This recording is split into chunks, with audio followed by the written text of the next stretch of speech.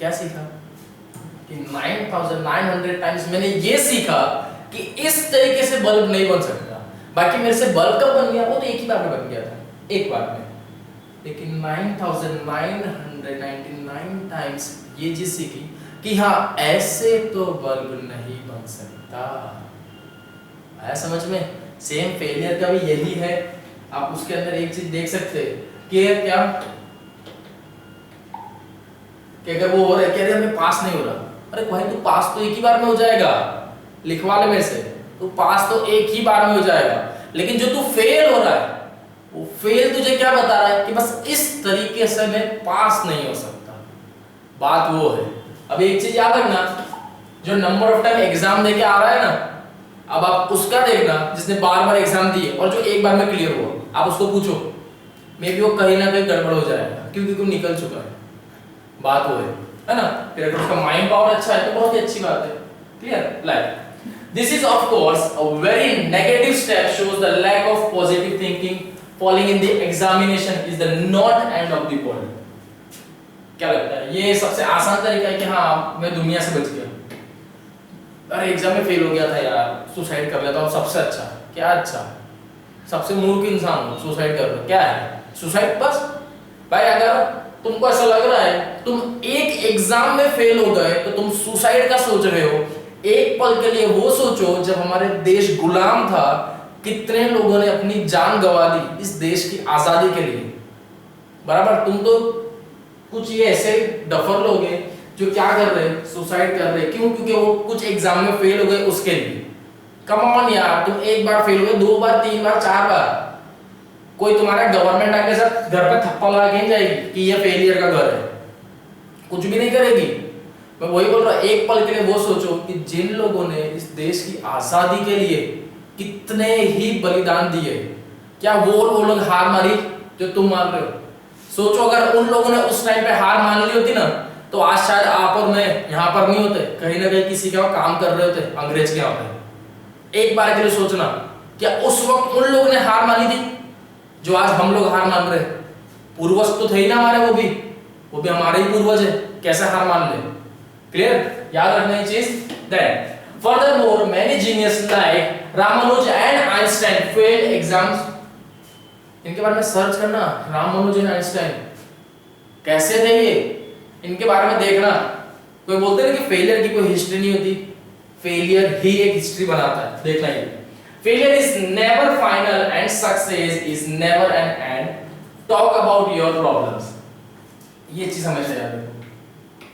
जिंदगी में कुछ भी हो जाए, अपनी बातें जरूर शेयर करना।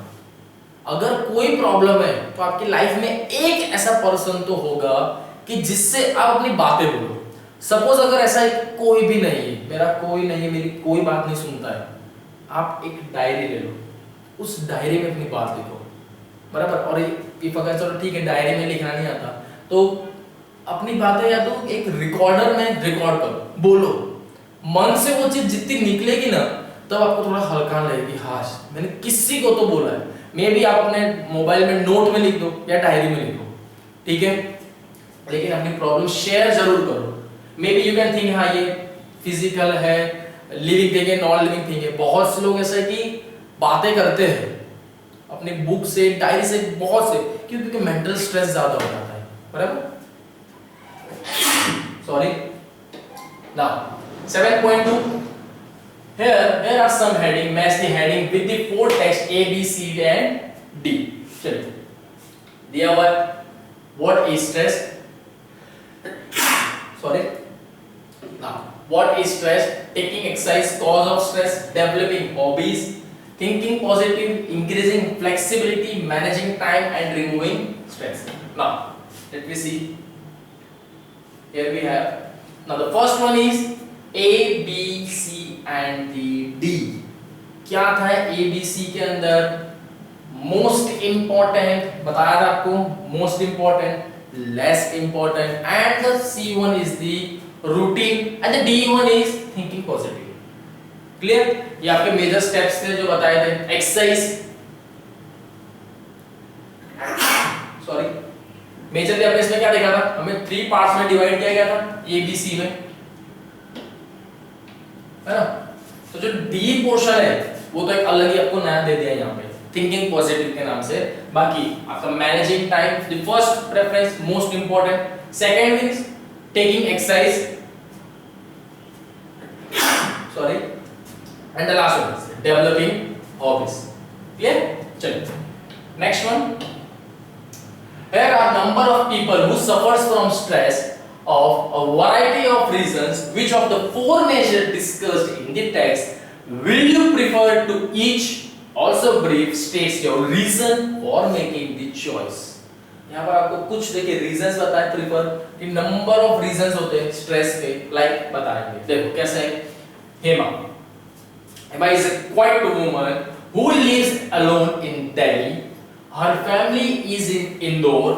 She works for 10 hours daily in an export company at a sewing machine. She is depressed and sad. बराबर? दिल्ली में काम करती है, उसकी फैमिली इंदौर में है। जो हेमा है वो एक एक्सपोर्टिंग कंपनी में काम कर रही है, उसका डेली वर्किंग टाइम जो है वो 10 आवर्स का है, स्विंग मशीन का पे काम कर रहे हो। एंड हेमा जो है वो बहुत ही डिप्रेशन में है, डिप्रेस्ड एंड बहुत ही सैड है। बराबर? अब इस चीज पे आप अपना क्या एक रीजन दे सकते हो, इस पे क्या अपना ओपिनियन क्या है? लाइक यू कैन से शी मस्ट डेवलप हॉबीज। क्या करना चाहिए उसको? अपने कोई एक हॉबी बनानी चाहिए कि जिससे वो अपना उतना क्रिएटिव टाइम उसमें भी दे, है ना? जिससे कंटाला आ रहा है तो कुछ और चीज करो, या उतने टाइम के बाद वो चीज करो तो माइंड फ्रेश हो जाए। She has no one to talk to reduce stress. Correct? कैसे पता चला? क्योंकि वो एक अलग जगह पर है, उसकी फैमिली पूरी एक अलग जगह पर है। बराबर? ये आपको तब का एक सिनेरियो जब टेलीफोन मोबाइल फोन नहीं थे, है ना? ये तो ऐसा जगह फोन नहीं कर सकती, वो नहीं था। ठीक? चलिए, hobbies will give her pleasure, अच्छा लगेगा, सही बात है। चलिए next, now the next one, Rohan travels for 3 hours daily. He works at a computer and is becoming so fat that people laugh at him. क्या बताया? रोहन डेली, मतलब रोहन ट्रैवल करता है कितना? 3 hours डेली, एक जगह से दूसरी जगह 3 hours ट्रैवल, यहाँ पर हो गया, फिर यहाँ से यहाँ हो गया। अब उसका काम क्या है? कंप्यूटर पे बैठ के काम है, लाइक वी कैन से ना अकाउंटेंट होगा, चलो ठीक है, वहीं पर उसको काम है, खाया पिया वापस उसी काम पे, मतलब कोई मूवमेंट नहीं, जिससे क्या हो रहा है? बोलते रहा खाया सोया बैठा, तो क्या होता है? वेट बढ़ता जाता है, चर्बी बढ़ती है, फैट मोटा हो जाता है इंसान। तो इस चीज पर रोहन को क्या करना चाहिए? सजेशन क्या होगा? मेरे हिसाब से तो उसको तो बोलना चाहिए कि भाई तू एक्सरसाइज कर, कोई ना कोई एक एक्सरसाइज करो। He must take exercise, he can do spot walking. Spot walking means like थोड़ा थोड़ा चल लेना ऐसा, बस लाइक स्टेप मूविंग, थोड़ा सा चल लो, तो इतने में आपको थोड़ा पैरों को भी रिलैक्स मिले, बॉडी थोड़ी एक्सरसाइज आती है। Then bending exercise, you should have to bend your parts like this. Also, he can cycle or walking parts for the distance. Clear? जो उसका distance है, मतलब एक जगह दूसरे का जाने का है, walk तो चलो ठीक है, it will be never possible like, but we can say this cycling, cycle possible है ना? क्योंकि साइकिल से अगर यहाँ से वहाँ जाएगा तो वो उसकी एक्सरसाइज हो गई कंप्लीट, और धीरे धीरे कहीं वो फैट धीरे धीरे करके बैठता चला जाएगा। बराबर? सजेशन दे सकते हैं। Rita is busy running around all day but her work is never over. She looks stressed and overworked. क्या बता रहे? रीता नाम पे यहाँ पर हमको एक ऑब्जेक्ट दिया हुआ है, यहाँ पे कैरेक्टर है हमारा रीता नाम से, जो दिन भर पूरा काम कर रही कंटिन्यूअसली, लेकिन स्टिल काम खत्म नहीं हो रहा है। लेकिन स्टिल क्या है? काम खत्म ही नहीं हो रहा है, और उस चीज से बहुत ही ज्यादा स्ट्रेस है और ओवरवर्क है, बहुत काम है।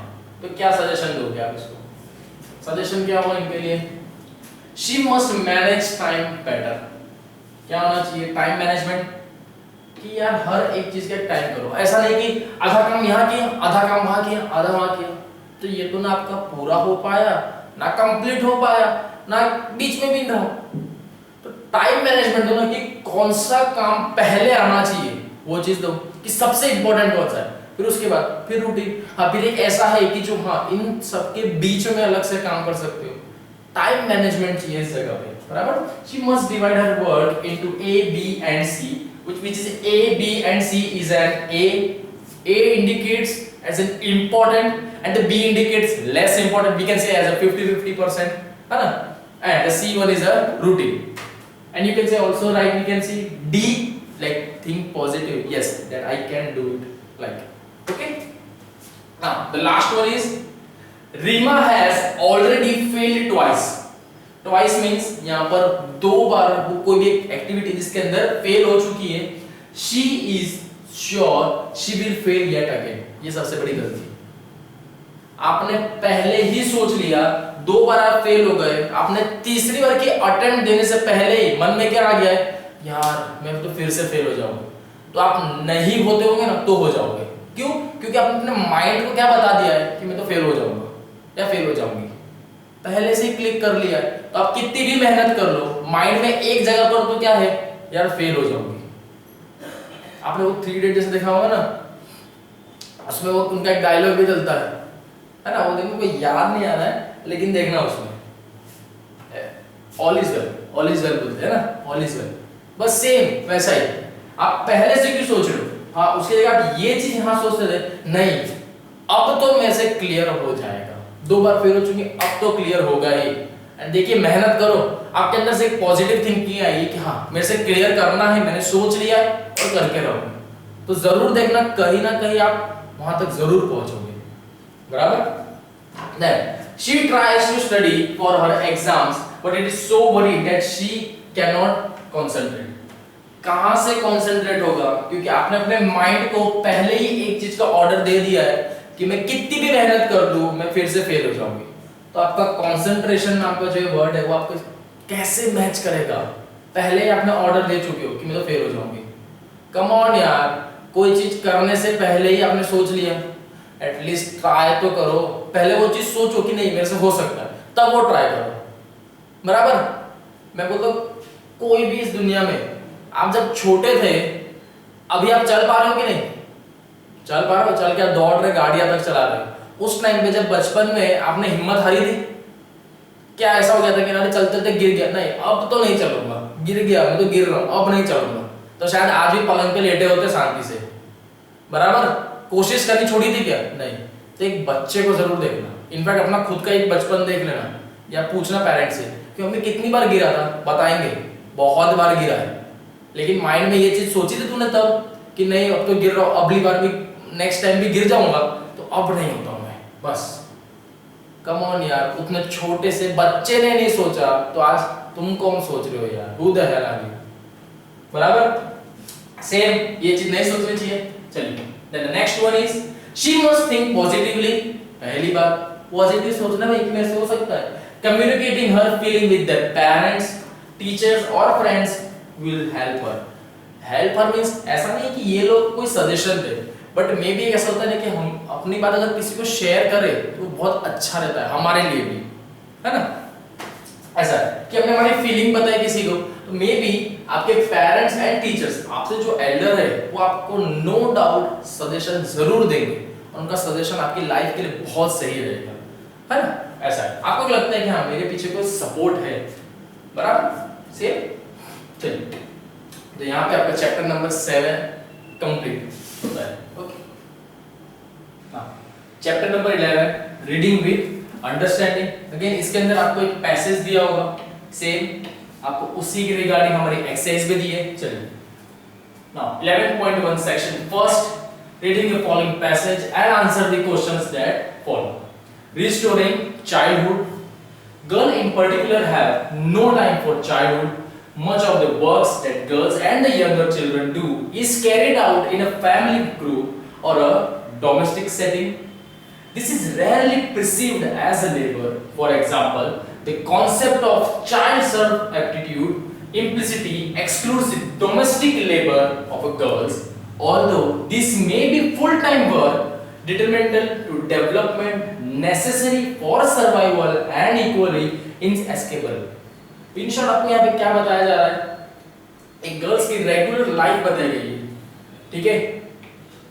गर्ल्स का एक गर्ल का चाइल्डहुड बताया गया है, इसके अंदर मोस्ट प्रोबेबली ज्यादातर उनके पास खुद के लिए तो टाइम ही नहीं होता है ना। यहाँ पर एक सिनेरियो दिया हुआ है जिसके अंदर आपको बताया जा रहा है कि girls in particular have no time for childhood. एक बोलते हैं ना जब बच्चे होते हैं तब आपको ऐसे खेलने कूदने का हर एक चीज का हर किसी के पास टाइम होता है, but same as compare to male and female और we can say as a boy और गर्ल, तो एज कंपेयर टू बॉय के कंपेयर में गर्ल के पास इतना टाइम नहीं होता है, वो इतना अच्छे से अपना चाइल्डहुड एंजॉय नहीं कर पाते। रीजन क्योंकि नंबर ऑफ काम दे दिए जाते हैं, है ना। डोमेस्टिक सेटिंग्स मींस डोमेस्टिक मतलब ऐसे होंगे जो रेगुलर रूटीन लाइफ में आपके काम चलते रहते हैं ना, लाइक उस तरीके के काम, फुल टाइम वर्क तो होता ही है। सेम हमने बहुत सी जगह पर देखा है कि जैसे घर में मम्मी हाउसवाइफ है, इफ अगर एक बेबी है साथ में तो वो भी स्टिल मम्मी के काम में हाथ बटाती है। रीजन क्योंकि हेल्प करनी है, तो उस हेल्प करने के चक्कर में वो अपना जो खेलने का एक टाइम है, जो अदर टाइम को अपने लिए देना चाहिए, वो दूसरे कौन सी चीजों में जा रहा है, अदर एक्टिविटी में उसका काम जा रहा है, which we can say as a domestic labour of girl. बराबर, बहुत सी जगह पर है सेम काम में चले जाते हैं। Like perhaps we can say as a maybe this blindness of girls work is because non-remunerative and nurturing tasks do not have a visible market value. So while the exploitation of a boy working on gemstones in a small manufacturing unit in Jaipur is essential, recognized the equally hazardous work for a girl cutting grass on a precipitous mountain slope Garhwala is ignored। अब यहाँ पर क्या किया गया, एक boy और एक girl को कंपेयर किया गया। किस तरीके से कंपेयर किया है देखिए, जैसे एक बॉय है, यहाँ पर this blindness of girls work is because non remunerative, अनदेखा क्यों कर दिया जाता है कि नहीं यार ये लड़के ने बहुत मेहनत वाला काम कर रहा है, मींस या तो बहुत डेंजरस वर्क कर रहा है, कौन, वो लड़का। बट सेम एक साइड पे कैसा है, वो लड़का किसी केमिकल फैक्ट्री में काम कर रहा है, बराबर, ये ठीक है। देखिए जयपुर करके एक नाम की आपको एग्जांपल चल रहा है, ये पूरा है ना, एक एग्जांपल के तौर पर चल रहा है कि जयपुर एक सिटी है, वहां पर सपोज कोई मैन्युफैक्चरिंग कंपनी है जो कोई केमिकल क्रिएट कर रही, बना रही है, बट वो केमिकल कैसा है, कोई भी केमिकल बहुत रेयर केस में ऐसा होता है कि अच्छा होता है, अदरवाइज हैजार्डियस ही होता है, डेंजरस ही होता है, क्योंकि ह्यूमन स्किल के लिए वो बहुत खराब होता है। सेम वहां पे वो काम कर रहा है, तब क्या होगा कि नहीं यार मेरा लड़का तो वहां पे काम कर रहा है, बहुत ही खतरनाक जगह है वो, ठीक है। क्या हो रही है, आपको केयर आ रही है, किसके लिए, बॉय के regarding. But same as compare to girl, वो उस जगह पे काम तो नहीं कर रही है, बट जो हिली माउंटेन एरिया है वहां पे हम बोलते हैं ना, जब खेती हो जाती है ना, जब आपकी फसल उग जाती है, देन हम उसको कट करते हो, बराबर, वो भी तो कितना डेंजरस है। सोच रहे होंगे कि सर उसमें डेंजर क्या है, बिल्कुल डेंजर है। आप छोटी सी घास में जो आपको इतना पता नहीं होगा कि उसके अंदर कौन से इंसेक्ट है, ठीक है, आपको जल्दी पता नहीं चलेगा, मे बी उसके अंदर कुछ भी हो सकता है, आजकल स्नेक्स कुछ भी निकलता है, डिपेंड्स अपॉन एरिया कि क्या क्या हो, नेवले होते हैं, कितने ही तरह के सांप निकलते हैं उसके अंदर, बराबर। सेम ये भी तो इतनी डेंजरस सिचुएशन पे कितने ही ऐसे इंसेक्ट होते हैं कि जिनकी बाइट से आपको स्किन डिजीज हो जाती है, बराबर। सेम तो उसकी जगह पर वो गर्ल भी तो काम ही कर रही है, वो भी कितनी खतरनाक जगह पे, बट क्या हो रहा है कि हम उसे इग्नोर कर दे रहे हैं कि नहीं नहीं ठीक है, क्योंकि वो एक कंपनी में काम कर रहा है और ये घर के लिए काम कर रही है, इसलिए इतना डेंजरस नहीं दिख रहा है किसी को। Such a concept of child labor is clearly inadequate for understanding the real nature and extent of a children's work. Clear? Then the overwhelming majority of child workers in India are cultivators and agriculture labor. ये देखिए, ये ज्यादातर आपको एक example के तौर पे इन्होंने बता दिया गया है कि चाइल्ड लेबर आपको ज्यादातर कहां पर देखने मिलेंगे, कहां पे, इंडिया की बात कर रहे हैं, दो जगह पे। एक सर कल्टीवेटर्स के यहाँ पे कल्टीवेटर एंड एग्रीकल्चर बोला है, मैं आपको और एक बता सकता हूँ, बहुत से जगह पे लेबर के थ्रू काम किया जाता है ना, या सफाई के वहाँ पे काम कराया जाता है बच्चों से, देन चाय के, कोई चाय की टपरी या कोई भी होटल साइड पे चाइल्ड लेबर को बहुत इजीली वो मैनिपुलेट कर लेते हैं। रीजन क्योंकि उस बच्चे को पता ही नहीं है कि उसको एग्जैक्ट इतना अगर वो वर्क कर रहा है तो कितनी अमाउंट लेनी चाहिए उसको इस काम के लिए, इसीलिए ये लोग चाइल्ड लेबर को ज्यादा प्रेफर करते हैं as compare to experience person, है ना। तो ये चीज हमारे इंडिया में ज्यादा होती जा रही है। स्टिल अभी इस पे गवर्नमेंट ने एक लॉ तो बना ही दिया गया है, ठीक है, चलिए। Poor children also undertake a variety of domestic chores and subsistence activities like minding sibling, grazing cattle, collecting fuel, wood and fodder as a part of daily lives whether or not they are at school. Again, क्या बताया दूसरा कि छोटे बच्चे जो है वो घर के काम में, और जैसे ये मैं आपको बताया था कि वो होटल पे काम कर रहे या कोई कंस्ट्रक्शन साइट पे काम कर रहे या अदरवाइज सफाई के लिए काम कर रहे है ना, या छोटा मोटा कोई भी ऐसी शॉप चला रहे या ठेला चला लेते, ठीक है, ये उनके काम है। वो बियॉन्ड अपनी एज से पहले ही ये सब काम कर रहे हैं, इसलिए वो चाइल्ड लेबर हो गया, क्योंकि वो तो अभी चाइल्ड ही बच्चा है, स्टिल आप उनसे काम कर रहे हो तो चाइल्ड लेबर हुआ। अब यही चीज वो किसे घर में भी काम करते हैं, लाइक आप जो विलेज एरिया में जाएंगे वहां पर ज्यादातर वो क्या काम करते हैं, देखना कोई भी जगह पर, कभी गांव में जाओ देखना कि गाय भैंस जो होते हैं उनको नहीं घुमाने लेके जाते हैं, एक वो काम कर लेते हैं। देन जंगल में जाके या आसपास के कहीं भी गांव में जाके लकड़ियां लेके आते हैं काट के, क्यों? क्योंकि खाना उसमें बनता है, गैस अवेलेबल हर जगह नहीं होती है, अदरवाइज में उनको बहुत एक्सपेंसिव लगती है एज कंपेयर टू वुड, क्योंकि इसमें जलाया कुछ फ्री का ही है, जहां पर लकड़ी देखी उसको काटी लगाई, आपका काम हो गया, बराबर। देन कितने ही ऐसे रेयर प्रोडक्ट्स मतलब जो होते हैं जो आप बच्चों से करवाते रहते हैं वहां पर, बराबर, जैसे पानी भर के लेके आना, बहुत सारे अदर एक्टिविटीज है, ये सारी चीजें उनसे कब कराई जा रही है? जिस टाइम पे उन्हें स्कूल में होना चाहिए, जो टाइम उनका स्कूल में इन्वेस्ट होना चाहिए था, उस टाइम पे उनसे ये सारे काम कराए जा रहे हैं, जिसकी तो उनकी उम्र ही नहीं है सब करने की, बराबर, यही सब है। However, the documentation of child labor in India has a strong focus on the diminishing condition of children laboring in hazardous industries such as match and fireworks factories of Shivakasi, Tamil Nadu, or a glass work of Firozabad, UP.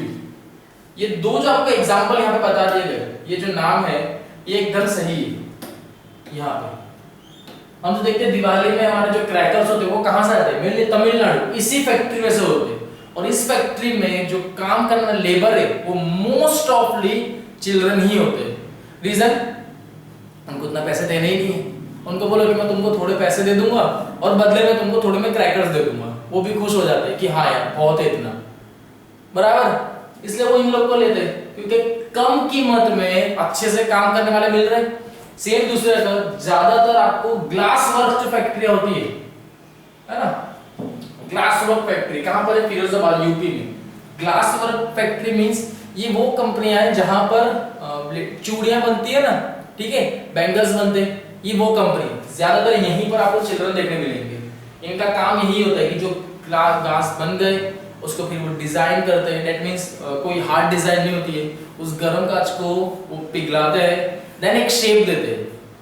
अब आप सोचिए कि कांच जो होता है वो कितना डिग्री पर जाके पिघलता है, क्लियर, देन कितना रिस्की काम है वो, बराबर, स्टिल लेकिन ये काम किससे कराया जाता है? इन बच्चों से कराया जाता है, जिस चीज के लिए अभी इंडिया में इस चीज के ऊपर बहुत फोर्स किया जा रहा है कि एज अ चाइल्ड लेबर कहीं पर भी काम ना कराया जाए, बराबर, चाइल्ड लेबर काम कहीं पर भी ना कराया जाए, जिसके लिए आपने टोल फ्री नंबर भी दिया हुआ है। वो टोल फ्री नंबर क्या है? 8901, ये ऑपोजिट है 10 का, 8910, इसलिए 1098 क्या है? आपको टोल फ्री नंबर एक दिया हुआ है, आप चाहे तो चेक कर लीजिएगा, ये टोल फ्री नंबर है 1098 या 9801 आप बोल सकते हो, ठीक है, 1098 8910, ये आपका टोल फ्री नंबर है, चाइल्ड लेबर के लिए टोल फ्री नंबर है ये, बराबर। जहां कहीं पे भी आपको ऐसा लग रहा है कि child labour as a child work कर रहा है उसके बियॉन्ड एज से, तो आप यहाँ पे कॉल कर सकते हो, उस बच्चे को गवर्नमेंट लेके जाते हैं, उसका दाखिला होता है, एंड अगर किसी ने भी उस बच्चे को अगर रखा है तो वो गलत काम, एज अ क्राइम कंसीडर किया जाएगा, सही है। चलिए, now the self-employed and street children of Delhi, Bombay, Bangalore and other big cities have also been the object of many studies, yet these children represent only the most striking and visible aspect of the denial of a child right to a healthy childhood. ज्यादातर आपको देखना जो child labour है वो big cities में ज्यादा दिखेगी। Reason big cities में दिखने के, क्योंकि मेन प्रॉब्लम क्या है, जितनी बिग सिटीज होगी ना उनके हर चीज के जो प्रोडक्ट है उनकी वैल्यू बड़ी होती है, हर चीज का एक्सपेंस भी ज्यादा होता है, बराबर।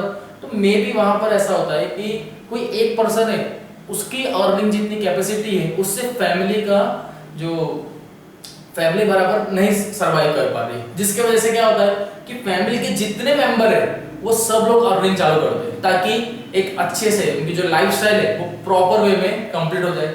जिसके लिए सेम टाइम पे जो उनके जो बच्चे होते हैं उन्हें भी क्या बोला जाता है कि तुम भी अपनी तरफ से सैलरी लेकर आओ, कमाओ, क्योंकि इनकम जनरेट होगी तभी हम अच्छे से रह पाएंगे, अदरवाइज हम बिग सिटीज में तो सरवाइव नहीं कर सकते, बराबर। ये अगर आपको देखना हो तो देखना हमारे वहां का कुछ रेट देखिए आप, नॉट अ पैक प्रोडक्ट, जो लोकल डिमांड में प्रोडक्ट होते हैं जिसकी खुला बिकता है, लाइक वेजिटेबल्स आप देख लो, then we can say non veg और पेट्रोल का प्राइस, ये सारी प्राइस देखना जो बिग सिटीज है ना, यहाँ के प्राइस देखना, और अंडर डेवलप जो सिटीज है जो प्रॉपर बिग सिटीज में कंसिडर नहीं होती है उनके प्राइस देखना, बहुत डिफरेंस देगा। इनफैक्ट यहाँ तक के लैंड, बिल्डिंग, रेंट, हर एक चीज में आपको बहुत डिफरेंस दिखता है, बराबर। यही मेन रीजन है उस सब चीज का। The invisibility of rural child worker reflects an urban bias in Indian administration, research and media. The preservation of the idea that rural life in somewhat this bias is not peculiar to middle class. अब main ये है कि इसका main reason क्या है, ठीक है। यहाँ पर तो चलिए आपको ये रिटर्न में बता दिया गया है कि इसका मेन रीजन क्या है कि क्यों चाइल्ड लेबर बढ़ता चला गया और क्यों बढ़ रहा है, क्यों लोग ज्यादा दबाव डाल रहे हैं कि नहीं हमारा बच्चा भी कमाएगा लेके आएगा। रीजन क्या हो सकता है, एक पल के लिए सोच रहे हैं ना कि इसका मेन रीजन क्या है, क्यों रूरल एरियाज में ज्यादातर यही चीज करी जा रही है बार बार कि बच्चों को नहीं, ठीक है क्या करेगा तू पढ़ के, तू यही काम कर, हमारे साथ में लग जा। रीजन, मेन रीजन यहाँ पर यही आता है कि उनकी जो पॉपुलेशन है, फैमिली की स्ट्रेंथ है वो ज्यादा है, अर्नर एक है, तो वो कहीं ना कहीं वो सफिशिएंट नहीं होता है, इसीलिए वो क्या करते हैं, ज्यादा बच्चों को क्या बोलते हैं कि भाई तुम भी कमा के लेके आओ, अदरवाइज क्योंकि जो घर के काम है तो उसमें हेल्प करो, बराबर। तो वो घर के काम के हेल्प के चक्कर में वो खुद का जो फ्यूचर है वो क्रिएट ही नहीं कर पाते, ना तो उस चीज के बारे में वो सोच पाते, और सेम एज यही चीज करते करते वो लोग क्या कंसिडर हो जाते हैं कि दे आर चाइल्ड लेबर, बराबर। अपना फ्यूचर ही डिसाइड नहीं कर पाते, वो सिर्फ उन्हीं चीजों में घिर के रह जाते हैं कि जिस चीज से उनको बाहर निकल के मे भी वो देख सकते हैं दुनिया, लेकिन स्टिल घर के काम में ही रहते चले जाते हैं, है ना। चलिए, मिडिल क्लास में भी ये इतना पॉसिबल नहीं होता है ना, क्योंकि मिडिल क्लास फैमिली में ठीक है चलता है, लेकिन जो लोअर क्लास फैमिलियां हैं वहां पर ज्यादातर यही चीज की प्रॉब्लम है, क्लियर। इसीलिए हाई सोसाइटी में तो आपको ऐसे देखने नहीं मिलेगा, बराबर। Now tick the correct answer, exercise number 11.1, tick the correct answer. Now people are blind to girls work because it is considered not profitable and does not have market value, or we can say hazardous, or we can say as an inadequate। क्या आएगा, it's an A1, non profitable and does not have the market value, whose work is more easily recognized or noticed। किसका ज्यादा notice किया जाता है, boy का। ये genuine fact बताया जा रहा है ना, जेन्युइन फैक्ट देखना ये चीज, बराबर। Then a large number of children in India are, ज्यादातर क्या है, कल्टीवेटर है, एग्रीकल्चरल लेबर है, या baby sitters for their siblings है। क्या है, इन तीनों में से ज्यादातर इंडिया में जो बच्चे हैं वो क्या है, ये चीज पूछी गई है। It's an now second and B, that means you can say both A and B. यहां पर आपको ऐसे टाइम पे अगर दो आंसर है तो आपको अनदर एक ऑप्शन मिलेगा जिसके अंदर लिखा होगा like both A and B, तब आपको इसको टिक करना है, बराबर, क्योंकि कल्टीवेटर भी है और एग्रीकल्चर लेबर भी है। यहाँ पर आपको एक ऐसा ऑप्शन जरूर दिखेगा, बराबर, अदरवाइज ये ऑप्शन नहीं होगा, ये ऑप्शन नहीं है, ये सी ऑप्शन ये है, both A and B, either A B और we can say as a both A and B, दोनों होगा, बराबर। चलिए next, list the kind of work jobs that girls do which is considered as a child servitude। कौन से हैं आपको बताना है 4 नंबर के अंदर, ठीक है। चलिए ओके, चलिए ये तो आपका ओन वर्ड्स में आपको बता देना है। ऐसे मेरे ख्याल से कोई भी चीज नहीं जो लड़कियां नहीं कर सकती, everything they can do. Now fifth, after reading the passage why do you think poor children in India are not able to have a healthy childhood?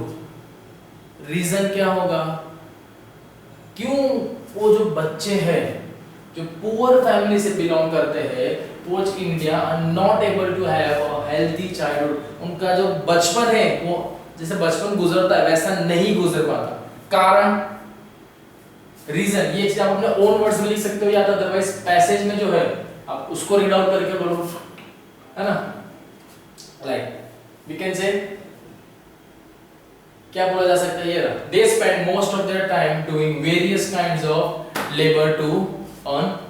ज्यादातर क्या हो जाता है, वो डोमेस्टिक वर्क बहुत ज्यादा कर लेते हैं, है ना। ज्यादातर क्या हो जाता है, डोमेस्टिक वर्क ज्यादा करते हैं, मींस उनका जो फिजिकल वर्क होना चाहिए अपने पढ़ाई के प्रति ये सब वर्क आना चाहिए, वो उसकी जगह दूसरे घर के काम जो है और दूसरे जो काम है वो उन सब में ही लग जाते हैं, है ना, जबकि उनकी उम्र पढ़ने लिखने की है still. Now what is child servitude, क्या है, it's N child labour, it's an child labour, clear. Now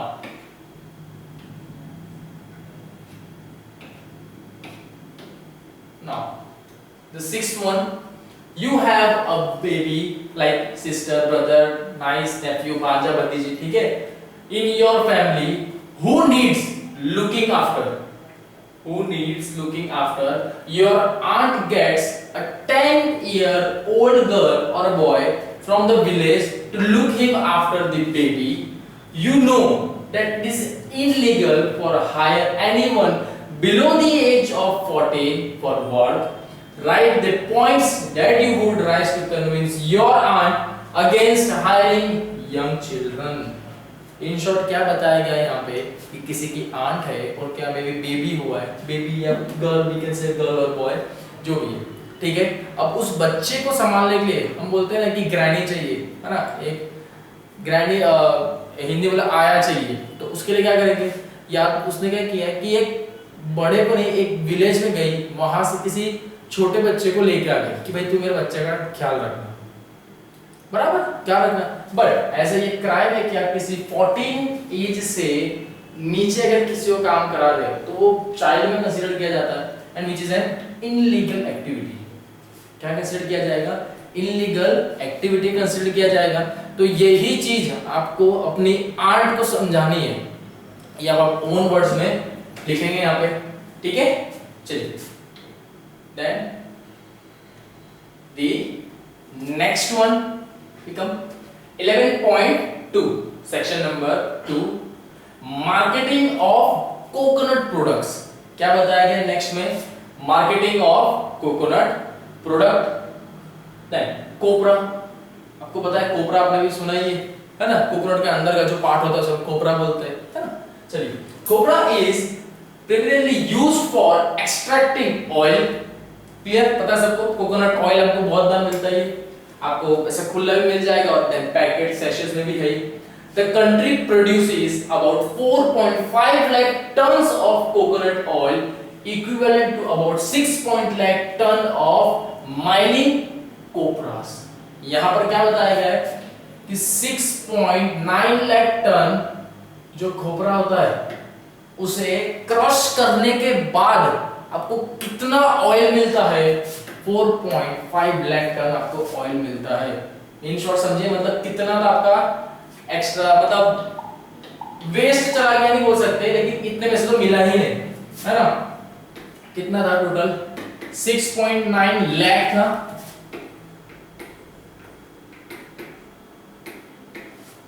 6.10 lakh था, जिसमें से 4.5 लाख ही आपको मिलता है। 4.5 लाख टन ये आपको क्या मिला? ऑयल मिला है सिर्फ। बाकी का जो था, डेट मीन्स जो बाकी का है कितना? 24 लाख टन, इसमें से कुछ मिला ही नहीं। ऐसा नहीं बोल सकते कि पूरा भरा हुआ होता है। आप कितना क्रश कर उसमें थोड़ा सा मिलता है, फिर थोड़ा सा मिलता है, वो पूरा का पूरा थोड़ी मिलता है ना। जैसे सेम हम देखते हैं शुगर केन जो होता है, आप उसका वेट देखना कि उसका वेट कितना है, और देन जब उसमें जूस निकल जाता है उसके अंदर से, उसका वेट अलग होगा, क्योंकि उसके अंदर उसका रॉ का भी तो कुछ मटेरियल होगा, उसका भी तो वेट होता है, बराबर। सेम, चलिए ये तो जेन्युइन ऐसी बात थी।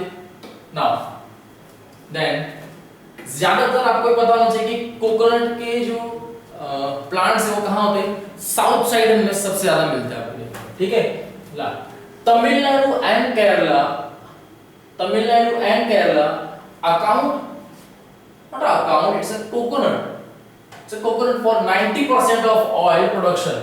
Kerala account, no, it's a Kerala coconut आएगा, अकाउंट लिख दिया है, चलेगा।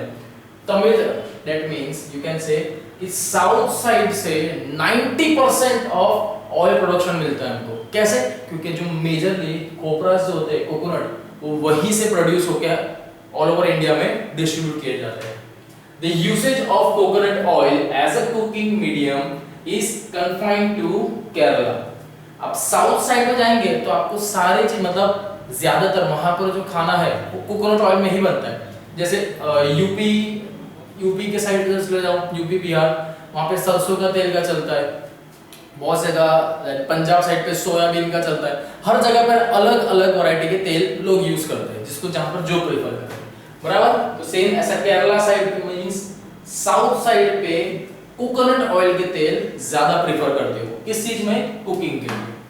Now palm oil and palm kernel oil are the two primary substitutes of coconut oil.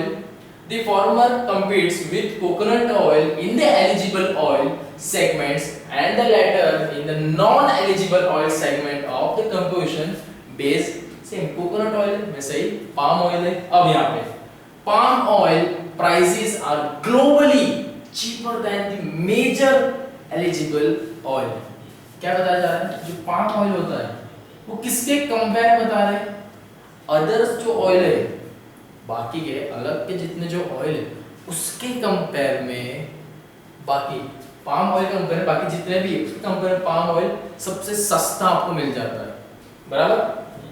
Palm oil donates the Indian import sense a major reason for augmenting marketing of various coconut products besides coconut oil is perhaps because demand for coconut oil has turned sluggish. It seems necessary to augment and diversify the production of coconut based commodities such as packaged coconut water, coconut cream, etc. दिन ब दिन देखिए जैसे coconut की जो demand है वो बढ़ती ही चलती है, ठीक है। पहले से कोकोनट सिर्फ खाने के लिए चाहिए था, देन कोकोनट का ऑयल चाहिए, आजकल उसकी भी डिमांड ज्यादा है, देन लोग बालों में लगाते हैं, अब उसके क्रीम तक आ रहे हैं। एंड पहले ऐसा था कि कोकोनट के अंदर जो पानी होता था वो सिर्फ उसी टाइम पी सकते हैं, लेकिन अभी स्टिल मैन्युफैक्चरिंग कंपनी आ गई है जो उस ऑयल को प्रिजर्व करके, जो अंदर का पानी से प्रिजर्व करके भी डिस्ट्रीब्यूट कर देती है। जैसे हम लोग ने बाहर सुना होगा नारियल पानी, है ना, सेम वही चीज आपको पैकेट्स में भी अब मिल जाएंगे, मिलते भी है कुछ कुछ जगह पे, ठीक है। वही सारी चीज बता रहे। जैसे कोकोनट ऑयल के पैकेज जो है, बराबर, कोई अगर ऐसा हो कि यार 50 से 60 रुपए की वो चीज नहीं खरीद सकता तो कंपनी उसको स्मॉल सैशेस में भी दे देती है, पैक में मिल जाता है। मे बी शायद वैसे पाउच आता है हार्डली 1 रुपये और 5 रुपीज के कुछ ऐसे आते हैं अराउंड स्मॉल, है ना, मींस हर कोई उसे इजीली बाय कर सकता है। Then however the competition in these areas is not easy. ये बात तो बहुत सही है। ये चीज आपको कहाँ देखने मिल जाएगी कि भाई कंपटीशन बहुत ज्यादा है। अब कोई भी मॉल में चले जाओ जहाँ पर एक ऑयल का सेक्शन रखा होगा कि जहाँ पर सारे ऑयल है, उसके अंदर आपको वैरायटी ऑफ ऑयल्स दिख जाएंगे। कितने? Variety of oils. That means there is a competition between the oils. Clear? Then coconut water in 200 ml, बता रहे देखो, coconut water in 200 ml sachet cost ₹13। क्या बताया? जो कोकोनट वाटर होता है उस सैशे में है कितना? 20 ml का सैशे होगा, जिसकी प्राइस क्या रखी हुई है? ₹13, which is much more than bottle soft drink। बराबर, आप जब सॉफ्ट ड्रिंक बोलते हैं, सॉफ्ट ड्रिंक में क्या आती है? वही Coca Cola, Thums Up and all, उसके कंपेयर में ये तो बहुत ज्यादा है। जबकि कितना है? 200 ml में ₹13 मिल रहा है। कितना? ₹13। It is also more costly than the other natural drink, namely milk, which is sold at about ₹14 per liter। Please don't show the data कि इसको मत देखो, ये बहुत पहले का बता रहे कि जब दूध ₹14 लीटर मिलता था।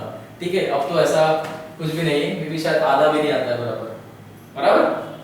तो मतलब एक डेटा आपके सामने बता दिया गया था कि ये जब लिखा होगा तब का है कि 200 ml के सामने ₹13 हमको देना होता है। किसके लिए? कोकोनट वाटर के लिए। उसी टाइम पे जबकि दूध ₹14 लीटर आपको मिल जाता था। ठीक है, 800 ml का डिफरेंस है टोटल, और स्टिल ₹1 की प्राइस के सामने। बराबर, मतलब कितना हैवी कॉस्ट में जाता था ये चीज। बस दैट्स इट, इतना ही आपको इसके अंदर बताया गया कोकोनट के regarding. Clear? Now next, name the states where copra is produced. कहां पे? सीधी सी बात है, साउथ साइड पे आता है। तो साउथ साइड में हमने हमारे पैसेज में देखे, कौन से थे हमने हमारे पैसेज में देखे, मेनली कौन से करती? तमिलनाडु एंड केरला। बराबर, कितना? 90% ऑफ ऑयल प्रोडक्शन इन्हीं की तरफ से होता है। ऑयल प्रोडक्शन कैसे? क्योंकि कोकोनट वहीं पर है सबसे ज्यादा, इसीलिए ऑयल का, कोकोनट ऑयल का प्रोडक्शन भी वहीं से होगा ज्यादा। बराबर, चलिए, okay, here we have your answer. Now next, where is coconut oil mainly used for cooking? कहां पर था? सेम किधर साइड पे था? केरला। पढ़ा था, cooking medium is confined to Kerala. Same आप लोगों का भी जैसा ये पैसेज चल रहा है, सेम ऐसा ही आपके एग्जाम में आएगा। नॉट लाइक सेम यही कंटेंट होगा, बट पैसेज लाइक कुछ इस तरीके से ही आपको एक पैसेज दिया होगा सेम, उसी के रिगार्डिंग पैसेज एक बार रीड करेंगे, देन आपको आपका पूरा कंटेंट सामने दिख जाएगा। इसी के आपको सारे आंसर ढूंढते जाने हैं। बराबर, clear? Now Which oil are used in place of coconut oil? इसकी जगह कौन सा यूज कर लेते हैं? Palm oil. कौन सा यूज कर लेते हैं? पाम ऑयल और कर्नल ऑयल। क्लियर? अपनी मर्जी से तो कुछ भी नहीं आया, यही सारी चीजें इसी के अंदर लिखी हुई थी, बताई गई थी कि अगर ये ऑयल नहीं तो इसकी जगह आप दूसरा ऑयल भी यूज कर सकते हो। ये रहा, दिया रहा है सेंटेंस में, है ना, दिया हुआ है, सेम आपको वही लिखना है। बराबर, एडिशनल पूछ रही है, why does palm oil dominate the import market? Oil, palm oil is globally cheaper than the other eligible oil. बाकी सब ऑयल का कंपेयर में जो पाम ऑयल है वो बहुत ही सस्ता है। बराबर, तो इसलिए मोस्ट ऑफ लोग क्या करते हैं कि हाँ यार चलो ये सस्ता है तो इसी को बाय कर लो। बराबर, क्योंकि यार आपके पास इतना सफिशिएंट अमाउंट नहीं है कि आप कोकोनट ऑयल जो है वो बाय कर सको। क्लियर? इसलिए बोलते हैं नहीं से कुछ तो मिल रहा है, लाइक वैसा। Then what can be produced to promote coconut based commodities? Now what can be produced to promote coconut based commodities, like which? Coconut water and coconut cream. यहाँ पर एक चीज करना, सिर्फ इतना मत लिखना क्योंकि हमको इसके अंदर बाद में एक चीज लिखी थी, एक्सेट्रा भी लिखा था, तो आप इसमें एक्सेट्रा लिखेंगे, जैसे यहाँ पर नहीं दिया हुआ है, दिया हुआ था हमको। देखिए यहीं पर हमने क्या लिखा था, ये रहा, commodities such as packed coconut water, coconut cream and etc. अगर एक्सेट्रा दिया तो एक्सेट्रा ही लिखो। ये चीज आप सिर्फ दो चीज के नाम कब लिख सकते थे? क्या उसने मेनली 2 कमोडिटीज पूछा है क्या? नहीं, तो एक्सेट्रा लिखो भैया। और भी बहुत से प्रोडक्ट्स है जो कोकोनट में से बनते हैं। बराबर, तो आप इफ अगर आपको पता है तो और लिखो, अदरवाइज एक्सेट्रा जरूर लिखो, क्योंकि आप एक्सेट्रा नहीं लिख रहे तो उससे क्या इंडिकेट करेगा कि बस ये दो ही है। पैसेज में आपको दिया etcetera, that means you should have to write etcetera. Clear? Now then which is costlier? Option दिया हुआ है 200 ml of coconut water sachet और 1 लीटर ऑफ मिल्क। अब एक चीज तो है कि यहां पर आपको क्वेश्चन जरूर दिया है ना, ये क्वेश्चन दिया हुआ है, ये सिर्फ उन लोगों को डिफिकल्ट लगेगा, समझ में नहीं आएगा कि यार इसका आंसर क्या आएगा, पता नहीं चलेगा। कब? जिसने पैसेज अच्छे से पढ़ा नहीं होगा उसको ये चीज डाउट आएगी कि ये क्या बोल रहा है 200 ml कॉमन, क्योंकि यहाँ पर इसने रुपीस की तो बात की ही नहीं, मैं जज कैसे करूं? तो उसी के लिए आपको पैसेज बहुत अच्छे तरीके से पढ़ना पड़ेगा, तभी आपको पता चलेगा। पैसेज में बताया गया था सेम कि कोकोनट वाटर जो है वो 200 ml का पैकेट है जो 13 रुपीस में मिल रहा था, जो कि सॉफ्ट ड्रिंक के कंपेयर में भी बहुत ज्यादा है। और उसी टाइम पे जो हम बेसिक नेसेसिटी प्रोडक्ट होते हैं लाइक मिल्क आपको 1 लीटर 14 रुपीस में मिल रहा था, बराबर?